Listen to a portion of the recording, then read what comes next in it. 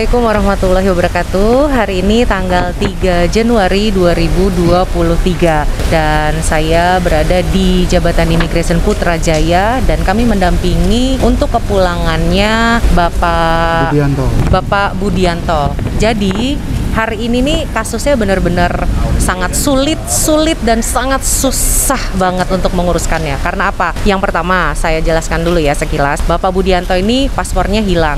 Jadi beliau ini sudah berada di Malaysia sejak tahun 2005. Jadi dari tahun 2005 sampai dengan tahun 2012 ya Pak ya. Sampai dengan tahun 2012 sempat menjadi pekerja ilegal, jadi sekitar 6 tahun. Kemudian ketika tahun 2013 beliau mengikuti program 6P.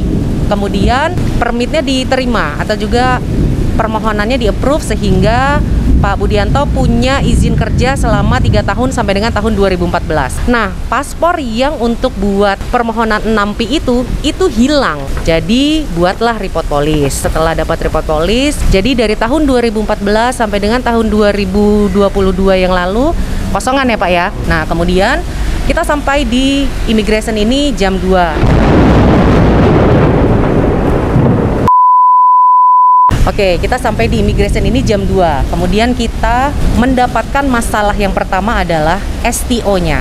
STO-nya ditolak oleh Immigration, di mana katanya STO ini tidak berlaku untuk yang paspornya hilang. Karena untuk yang paspornya hilang itu ada STO yang lain yaitu lost paspor. Padahal sebelumnya kita sudah pernah mendampingi yang hilang paspor dan diterima dengan STO yang sama. Akhirnya kami memohon-mohon dan menunjukkan bukti bahwa dalam sistem online-nya Immigration itu untuk permohonan paspor hilang itu tidak ada, hanya adanya bagian overstay, kemudian anak warga negara asing yang lahir di Malaysia dan kehilangan paspor itu menjadi satu tempat, tidak dipisah. Oke, kemudian setelah kami memohon-mohon, akhirnya diterima. Alhamdulillah satu masalah sudah selesai nih. Kemudian ketika sampai di atas, ya biasalah ya Immigration pasti melakukan wawancara, pasti melakukan soal siasat. Nah, di soal siasat ini pun bermasalah lagi. Begitu banyak hal yang salah. Akhirnya ini salah, itu salah, ini salah, itu salah. Dan akhirnya dimintalah tiket yang kedua. Jadi pertamanya kita sudah beli tiket untuk pulang itu sekitar 2 minggu ke depan. Kemudian tiketnya suruh beli lagi yang baru. Oke, akhirnya kita belikan lagi yang baru untuk tanggal 24 ke atas. Dimintanya oleh petugas Immigration itu 24 Januari ke atas. Setelah kita beli, akhirnya yang baru langsung print di sini juga. Kita menghadap lagi ke atas.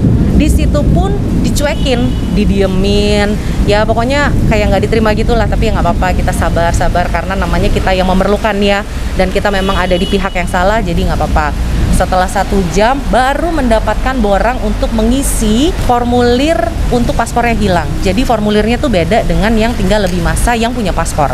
Setelah diisi masih nunggu lama lagi sampai dengan sekarang prosesnya jam 5 baru selesai. Jadi 3 jam prosesnya. Dan itu benar-benar memerlukan kesabaran dan rasa hati yang mental ini harus kuat. Gitu ya Pak ya? Iya, ya, emosi. Nah, jadi emosi ya Pak ya, emosinya dicampur aduk ya rasanya antara sedih, antara bingung, antara khawatir, antara cemas dan lain-lainnya. Apalagi Pak Budianto ini datang dari Penang.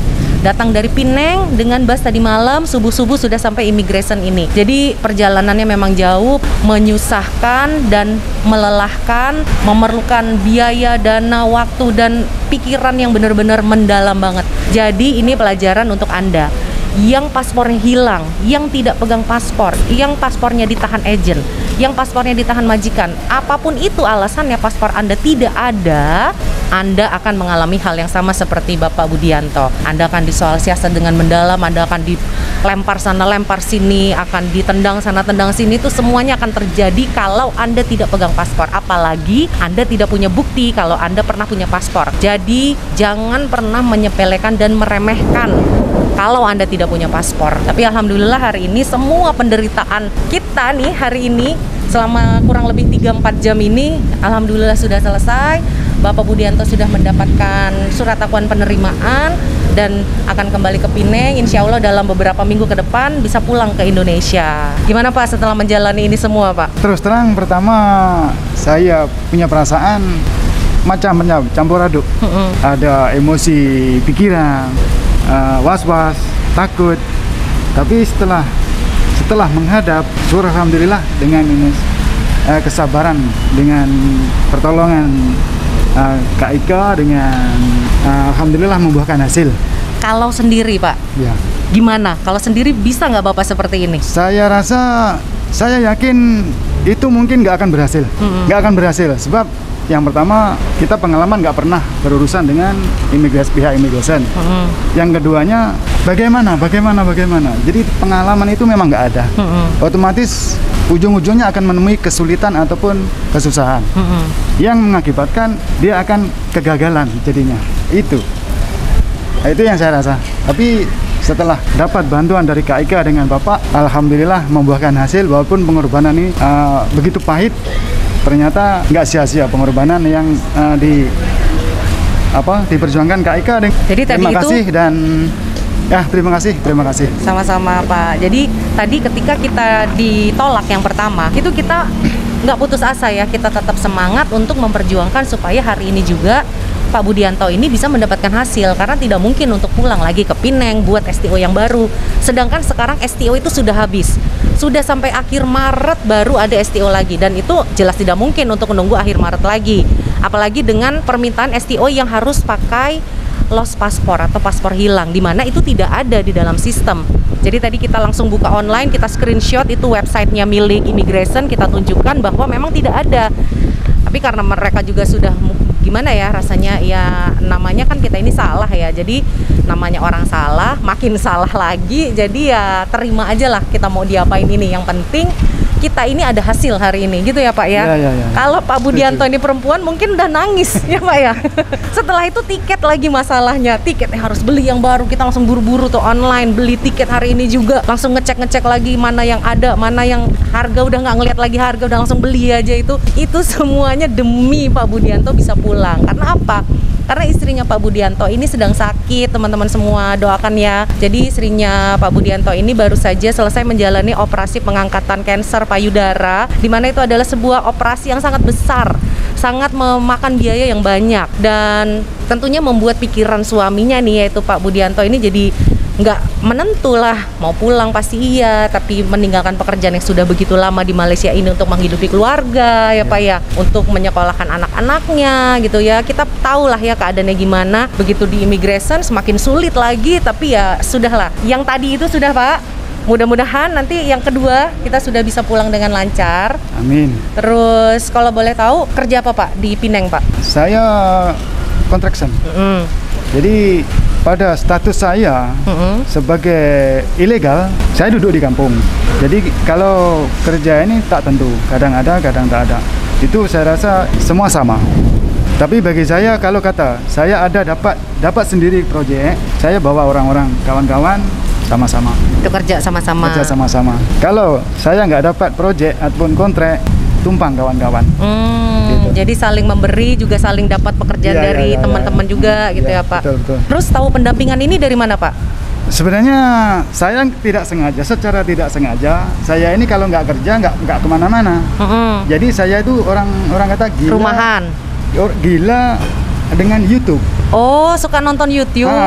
Jadi daripada saya jalan ke sana kemari nggak karuan, lebih baik nonton YouTube. Nah, ini sebagai hiburan, duduk di rumah, buka YouTube. Ternyata di situ bila dalam beranda, dalam beranda yang pertama kali yang naik itu, yang timbul itu Ika Wulandari Channel. Saya pun terkejut. Akhirnya itu kapan kira-kira Pak? Lebih kurang dalam setahun yang lalu? Lebih. Oh lebih, oke. Saya rasa lebih kurang dalam 2 tahun lepas. Jadi secara tak sadar saya ikutin. Ini boleh jadikan informasi. Jadi dalam pikiran saya sambil melihat, saya ada satu pertimbangan dalam otak saya. Kalau sosial media ini tergantung seseorang, kalau kita gunakan secara positif, dia akan membantu kita. Tapi kalau misalkan kita gunakan secara negatif, hancurlah kita. Betul. Nah itu terpulang pada seseorang itu sendirilah. Jadi dari situnya saya lihat ada satu nombor telepon WhatsApp KKP. WhatsApp KKP. Ini boleh try ini. Boleh coba. Waktu itu udah berpikir mau pulang atau cuma nonton aja? Iya, suka-suka aja. Oh, oke. Belum mau pulang waktu itu ya. Oke. Tapi dalam disitulah positifnya saya, kalau saya simpan, jadi melihat ini sambil berpikir. Kalau saya simpan nomor ini apa salahnya? Suatu saat kemungkinan Kalau perlu. kemungkinan aku memerlukan. Jadi gitu. Ya udahlah. Sambil nonton saya simpan, saya tulis nomor telepon, WhatsApp yang Kak Ika bagi itu. Suatu saat mungkin akan berguna bagi saya. Ternyata ujung-ujungnya betul juga perkiraan saya. Jadi ya udahlah, pemandangan sudah lama nggak kerja Kak saya. Yang akhir-akhir ini kemungkinan besar adalah 3 bulan tak kerja. 3 bulan terakhir ini nggak kerja Karena job kurang, memang bukan kurang, memang nggak ada. Memang nggak ada job. Kebiasaan kalau di Malaysia sini ujung tahun ataupun awal tahun.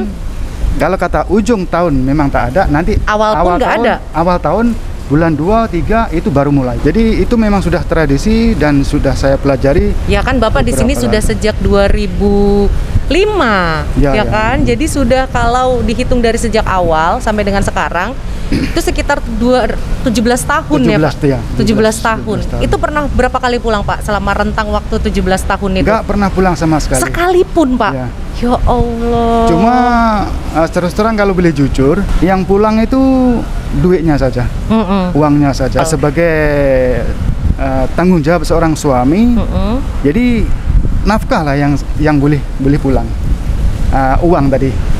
Jadi untuk sekolah, untuk kuliah. Anaknya berapa Pak? Anak saya 2. Dua-duanya sudah lulus kuliah? Belum. Oke, yang nomor 1, yang sulung umur 24 tahun. Sudah habis kuliah di UNM Malang. Jadi udah jadi sarjana? D1. Oh, diploma. Oke, terus? Lepas itu dia tak mau sambung, dia mau merasakan gimana sih rasanya orang kerja sendiri itu, mendapatkan uang sendiri itu gitu. Ya udahlah. Tapi dia ada keinginan untuk menyambung kuliah lagi, insya Allah. Terus yang kedua? Yang kedua ini sebenarnya anak daripada adik ipar. Oh.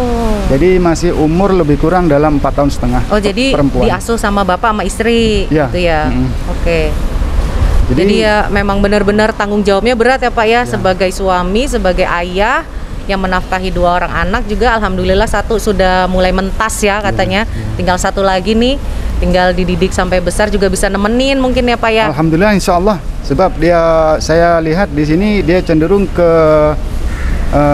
mengarah ke agama, pondok pesantren. Gitu. Insya Allah.